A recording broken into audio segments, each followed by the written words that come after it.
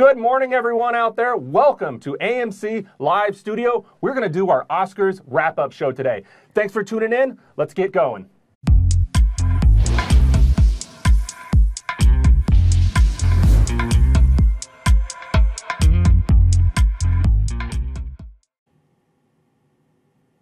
Good morning. All right. I'm here today joined by Sergio. How you doing, Sergio? I'm doing well, Hank. Thank you very much. And it's Monday morning. I'm a little tired this morning, though. I'm sure you're not the only one that's tired this morning with all the activity of last night. Yeah, I mean, the Oscars have a tendency, they run a little over sometimes. Last night was a late night for those of us stayed up till the end, but you had to stay up to the end, right? Yeah, I mean, we had a bet going. Is the Oscars going to be 3 hours, 3.5 hours? How about 3 hours and 45 minutes? Yeah, it was a great show. I was entertained the whole way. So let's start at the beginning. Let's talk about the host, Jimmy Kimmel. What did you think of Jimmy? I think Jimmy did a good job. This is his second year hosting the Oscars, and he made it a point to touch on some relevant topics that are happening today, right? Me Too, Never Give Up, Time's Up. So he was very intentional and outspoken about them, and good for him because the entire auditorium was there with him. Yeah, and it was funny, too, because he said it right up front. Say whatever you want. Talk as long as you want, speeches, make political statements. We're not going to play you off. But then about halfway through the show, they started playing people off. I know. I thought about that, too. I said, wait a minute. Didn't he say? I thought he was going to come in, chime in, and say, yeah, we didn't mean to play the music, but we, Yeah, I get it. They got a show to run. They got to keep something moving. So, but I mean, they had a really cool idea about how to keep the speeches short. Oh, that's right. Yes. So, The Price is Right. Who's going to win this jet ski for keeping your speech short and condensed? Yeah, I thought it was really cool. I mean, Mark Bridges winning it. I mean, that was really awesome. He comes out on stage. I would have traded the jet ski just to kind of hang out with Helen Mirren for a while. Who wouldn't, though? That would be my first choice, actually. I'm not a water sports enthusiast, but I'm a Helen Mirren enthusiast. So I would have really liked it. But I thought that was funny. That was a good way to keep the show moving, balance things. And I thought it was really great how he kept some of the similar acts or themes going. Last year, he brought this tour bus of people who thought they were just going to tour the Dolby Theater where the Oscars were at, and they actually came inside and were in the Oscars. And then this year, he took Hollywood, the actors, out to the theater that was the Chinese theater, where they were screening A Wrinkle in Time. Yeah, it comes out this Friday. And it does. Make sure you tune in on Thursday for that. But yeah, and then all the actors showed up with concessions. Yeah, it was pretty awesome. Gal Gadot's handing out red vines. You had Armie Hammer and Ansel Elgort with hot dog cannons. That was amazing. Who wants a hot dog? Yeah, I mean, I was thinking about maybe we need to look into some hot dog cannons, behind the concession stand or in the auditoriums. Cut down on the lines. That would cut down on the line tremendously. It might change the risk factor. Maybe the health department. I don't know if that would work. Yeah, we'll go back. We'll take a look at that. We'll work through it. But we actually had some people there live at the Oscars last night. Jordan and Alicia were there. We're going to show you a video right now of them in the hotel where the Oscars were taking place. It's a little loud. There's a lot of ambient noise because they were literally right there at the heart of it. Yep. So let's go ahead and take a look at that, and we'll be right back. Thanks, Sergio and Hank. We are in the Lowe's Hollywood Hotel up the street from where the Oscars just took place in the Dolby Theater. So the reason why we are in the lobby is because stars are making their way in and out. And Alicia, who did you ride the elevator with? I rode the elevator with Meryl Streep and Steven Spielberg. And what did you say to them? I was speechless because I was starstruck. It was awesome. You would be speechless for just one of them. Yeah. And then you get both of them. And you get nothing. A whole nother level of speechlessness, if that's a word. I couldn't say a word. It was pretty awesome. It is what it is. Let's talk about our favorite Oscars moments. Yes. I'm going to let you start because I feel like you have a lot. Jordan, what was your favorite two moments of the night? I only get to pick two. We'll start with two. Okay. Well, let me just first off by saying that the entire night was incredible, as the Oscars always are. We were in on the red carpet in the fan section with our friends. Shout out to all of our fans. They were amazing. Yes. With our friends from Dolby Cinema, and 10 lucky AMC Stubs winners were also with us. So that was very cool seeing the stars walk the red carpet. But looking just at the show, my two favorite moments, starting with number one, Roger Deakins winning his first Oscar, nominated, this was his 14th nomination, and you know what they say? 14th time's the charm. 14th time's the charm for his work, best cinematography for Blade Runner 2049, a masterful film. And my second favorite Oscars moment has to be Guillermo del Toro winning Best Director and then Best Picture for The Shape of Water. And hold on for a second, Sergio. I know you're excited, so congratulations, your homeboy won. I wish we had a live cam in like Sergio's house when Guillermo del Toro won, because we know that you've been rooting for him for this entire awards season. But I mean, Guillermo del Toro is such a unique storyteller and so passionate about film and the film industry, and so it was very. And you can tell by the way he speaks just how much he loves doing what he does, bringing these stories to life. So, very excited for him, and definitely a moment that we will remember for years to come. Yeah. All right, Alicia, your favorite 2 moments. Okay, Jordan Peele winning for Best Screenplay for Get Out. You guys know that I was pulling for him. It's such an original story. I'm really happy that he won. His speech was great. Everybody was so excited. Congratulations, Jordan. Yes, it was well deserved and awesome. And number 2? My second favorite moment, Coco! Coco! My other favorite movie of the year was Coco, and it won for Best Animated Film and also Best Song, Remember Me, which is a song that I just adore. I was so happy that they won. The movie is vibrant and beautiful and just touching and represented a culture that does not get enough love in film, and I just was just... And you know, the world of Coco really came to life in the performance of Remember Me. Yeah. I mean, the whole production design of the Oscars was incredible. Stunning. But that performance, you know, you see those vibrant colors and that culture really come to life. And Remember Me winning Best Song, that song, all of the feels. Yeah. Every single one. But Jordan, I'm cutting you off. We're forgetting a moment. Frances McDormand, my girl, she put the Oscar down and said, hold on y'all, I got something to say. And she did an amazing job. She just had all the women that have been nominated stand up and get acknowledged and know that we have stories to tell and things to say and need to be respected. And it was just a great moment of the night. She was acting like Frances McDormand. Yeah. She is so just true to herself. She is, I don't know, I would want to hang out with her. Yeah. I think she would be a really fun person to hang out with. Maybe if we're lucky, we don't know. We'll find her in this lobby, and maybe we can buy her a drink. Maybe that would high five her, say congratulations, talk movies. I don't know. You know what? How about we take it back to Hank and Sergio so we can make that happen, hopefully. Yeah. So thank you so much for tuning in with us, and Hank and Sergio, back to you guys. And how incredible was that? Alicia and Jordan at the Oscars? I know. They're like, so lucky.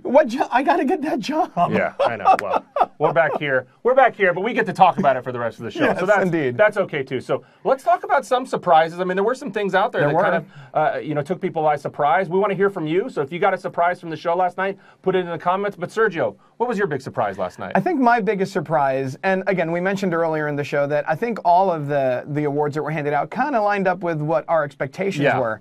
But I wasn't expecting Coco to get Best Original Song. Oh. I mean, I really. I love Coco. Mm-hmm. Remember Me, the movie was wonderful. I'm a huge Disney fan. But I thought that Greatest Showman, This Is Me, was going to be a shoo-in for the Oscar. I could see that. I mean, that movie's been around for a long time. It opened back at Christmas. It's still playing in theaters. People are going to see it 4, 5, 6 times. They had a sing-along. Sing-along, hello. Yeah, I mean, if they have a sing-along, you think the original song might win. But maybe since it was written by the guys that won last year for La La Land, they wanted to give the people who won for Frozen another shot. It's possible. It's possible. But that one kind of was a little bit of a surprise. And something that Jordan touched on, I can't go any further in the show without mentioning, I just was so happy for Roger Deakins. He's a cinematographer extraordinaire. He'd been nominated 14 times, and this is his first win. I mean, I'm a huge Roger Deakins fan. He's worked with the Coen brothers a lot over the last 25 years. Did Barton Fink, True Grit, Hail Caesar, and he did with the most beautiful looking James Bond movie, Skyfall. I mean, 14 times is a lot to finally win. Congratulations. You're right. I mean, to be recognized over the years so many times and to finally hit home, that was. And Blade Runner 2049. It was a beautiful movie. Awesome. It was beautifully shot. So no, kudos, because that was very well happy deserved. that he finally won. And what about Kobe Bryant? Yeah. Like, I didn't even know that he was at the Oscars. Well, he was definitely there. And he was on stage at some point because he won. Yeah, that was pretty amazing. I didn't fact check this at all, but he might be the first professional athlete to win an Oscar, and Actually, certainly probably the first professional basketball player who's going to the Hall of Fame to win an Oscar. He was probably the tallest person there too. Yeah, no. I mean, he was towering over most people. Yeah. And it was awesome. You know, he gets up there, talks about how athletes are supposed to shut up and dribble. But well, he's not shutting up and not dribbling during these awards. He's moving on to the next phase of his life. He loves the world of entertainment. He's trying to tell stories. I think that's awesome. That was really cool. Yeah, no, I enjoyed it. I thought because I had seen Lou, the animated short, and I thought that Lou Pixar was going to take it. But then when this was, I was just really surprised. Pixar won for Best Animated Feature, so they got their Oscar. They did get in the bag. Yeah, I'm okay with that. But all right, let's move on. Let's talk about the big awards. Let's start kind of with one of the ones that kind of went to form, but it was still awesome to see. Allison Janney. Allison Janney winning supporting actress in 3 Billboards Outside of Ebbing, Missouri. Oh, I'm sorry, I, Tonya. My bad. I'm thinking Frances. We'll get to her later, though. You're right. So yes, I, Tonya. Boy, so on last week's show we talked about her, and I said how she was one of these. She played this character so well. This was a family member that you didn't want to have anything to do with. You don't want that family member associated with you, and she was just so good. And when she went up there to accept her award, and she looked so beautiful, nothing like what she portrayed on film, which is insane. Yeah, that's one of the things that always takes me by surprise at these award shows. You watch a movie that's very powerful, it's very, you're gritty, you're in I, Tonya, and she plays such an unlikable person. And then she gets up on stage and you're like, oh, I love her. Then you love her, exactly. You just can't help but like her. She had one of the best jokes when she gets up on stage. Everybody's been thanking their managers, the other actors, the cast, and she said, I did it all by myself. Well, with a little help from her bird. Yeah. I mean, that was pretty awesome. That was funny. That was really funny. All right, so let's move on to Best Supporting Actor. Let's do it. I was pulling for this guy. I'm very happy he won. Sam Rockwell for 3 Billboards Outside Ebbing, Missouri. I mean, this is another unlikable character. Yes, I mean, indeed. He kind of tries to redeem himself a little bit at the end of the movie, but it's hard to forgive what he did through the rest of the movie. But I mean, he is one of the greatest character actors, and he's done a lot of leading man work too. I mean, he has been an amazing actor for decades now. I was so happy to see him win. And he was so forward. I mean, when he got up there and he started talking, being the first award recipient, he was just so firm and so loud, and just thank you for this and that. And it was well deserved. His performance. I mean, he was there with some other caliber artists, but everyone knew he was going to walk away with it. We'd spoken about it show after show. Yeah. He got it, and he's done good great for you, work. Sam. I mean, I'm one of my favorite performances. He was Charlie's Angels, the first Charlie's Angels. He was the bad guy, Knox. I mean, I knew from that point he was going to win an Oscar. I knew from Charlie's Angels at some point that guy was going to win. He's awesome. He's amazing. Indeed. But moving on now to Best Actor in a leading role. No other surprise. Yeah. Gary Oldman. He got it. He deserved it. He was unrecognizable in that part with the makeup, which they won too, which they absolutely should have. You could not tell that was Gary Oldman underneath that Winston Churchill face. Yeah, it was. No. I thought his portrayal of Winston Churchill was immaculate. He was, and having been nominated for, everyone knows Gary Oldman's been around forever. Yeah. And having been nominated for 2 Academy Awards and finally getting his representation, making it happen. Yeah, he was nominated for Tinker Tailor Soldier Spy.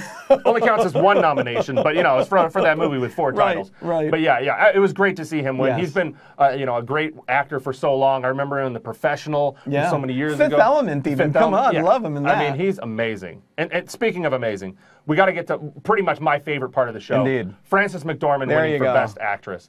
I mean, this was the drop the mic moment. She dropped the Oscar, but not hard. She kind of set it down gently because she had stuff to say. And I mean, it was the most powerful, the most moving speech of the night. She asked all the women nominees to stand up. It was really heartfelt. It was really emotional, and it was with purpose. She is such a genuine individual. And I mean, going back to her very first award at the Golden Globes. Yeah. Ladies, nominees, we're going to go get tequila after this on me. I mean, when she gets up on that stage and she starts talking, it doesn't get any more real than that. And she was so nervous and so happy and laughing like, it was just, she's the real deal. She is so awesome, so amazing, wonderful woman, well-deserved. Talk about authenticity. She has it completely. And we want to clear something up in case anybody was curious about part of her speech. The very last thing she said was 2 words for you: inclusion rider. Now, do you know what that is? Nope. Okay, so what an inclusion rider is, it's this new thing that Hollywood's trying to work into people's contracts where they get an inclusion rider, which means where they're filming the movie, they have to represent the demography of the location in the film. And what all of that means is, if you're filming a movie in New York City, it should have the cast that looks like the people in New York City. So it should be diverse. It should have men, it should have women, it should have African Americans, it should have Hispanics, it should have Latinos, it should have representation of the people. So it's not just, you can't do anything where there's all this talk about possibly whitewashing cast or things like that. This gets in there to help prevent that. And I think she had a purpose to be up there to really say, it's time's up. Let's make sure that we're moving forward, moving the conversation forward, and getting the representation on screen that we see out there in America today. She also mentioned that we all have great ideas. And talking about all the women that stood up, I mean, come talk to us, not tonight, maybe Monday or Tuesday, but we all have great ideas, things that we want to get up on screen. Come talk to us, hire us, let's work together to take movies in a very, very new direction. Yeah, absolutely. New direction, too. We got to talk about your boy.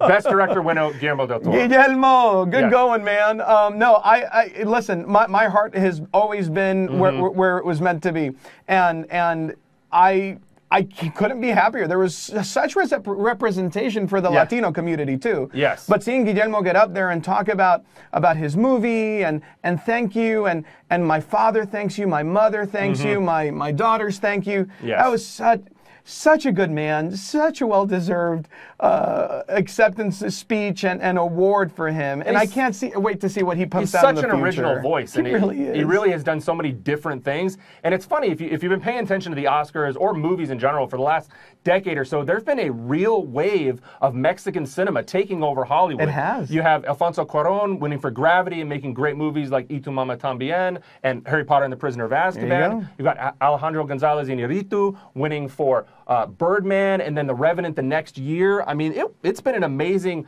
takeover of these, and he calls himself, they're like the Three Musketeers. Yes. They've really come through and made a big difference in Hollywood. It's awesome to see. It's pretty incredible. I'm with it, 100%. So we got to kind of roll from Shape of Water to Shape of Water. Gotta get back to Shape of Water. And when he went up there and he when he got the Oscar, he was like, we got it. Yeah. It was pretty. It was pretty. Kind of. You knew it was going to happen for the most part. It had the most nominations, so it makes sense that it should win for Best Picture. And it's just such an original idea. And it's kind of crazy to say that because he says he based part of it on Creature from the Black Lagoon. Yes. But I don't remember the Creature from the Black Lagoon falling in love with a mute woman from a crazy research facility. That's very true. But I mean, beyond that, when he said he thanked Fox Searchlight for giving him an opportunity back in 2014 when he presented them with this idea, this movie of this creature from the Black Lagoon that was going to fall in love and this and that. But the movie, like I said before, is all